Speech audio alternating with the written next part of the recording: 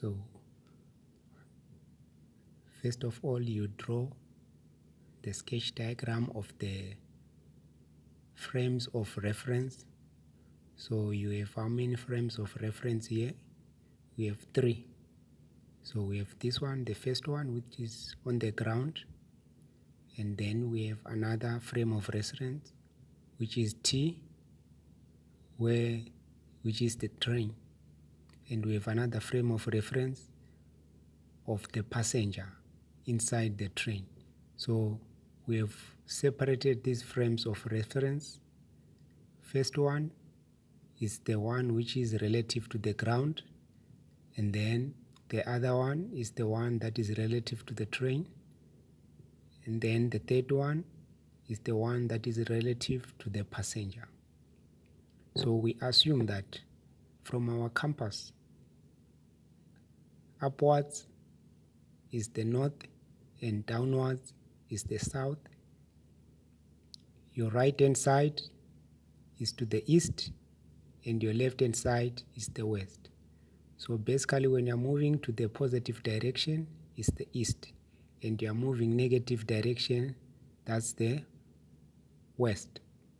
So we said let denote G be the ground, T denotes the train, and P it denotes the passenger. F denote the flying plane. So what are we doing here? We have been given the information that the velocity of the train relative to ground is 26.8 meters per second.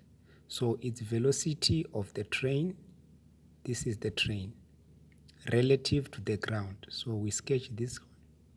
So you put the vector. So the vector will be V, velocity of the train relative to the ground.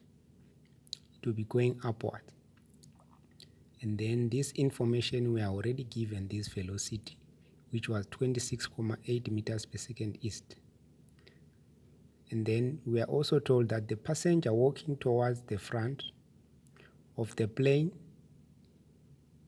due east, and the speed of this passenger is 1.7 meters per second relative to train. So what does it mean? It means that the passenger relative to train, the passenger moving relative to train at 1.7 meters per second due east. So this is our passenger. We draw another frame of reference, passenger relative to train upwards. So we are going to have a triangle, which is this one. That is our triangle. So we are going to see that if we add this vector plus that vector, this is the resultant. So we formulate an equation that solves V of Tg plus V of Pt is equal to V of Pg. Okay, so that we can solve for this unknown. Velocity of passenger relative to ground is the one that is unknown. We know the velocity of the train relative to the ground, the velocity of the passenger relative to the train, but we don't know the velocity of the passenger relative to the ground. So that is the one that we calculated. We are going to calculate now. Okay, so basically this is how we'll be operating, guys. If you have a question where you don't understand anything, I'm available for clarity.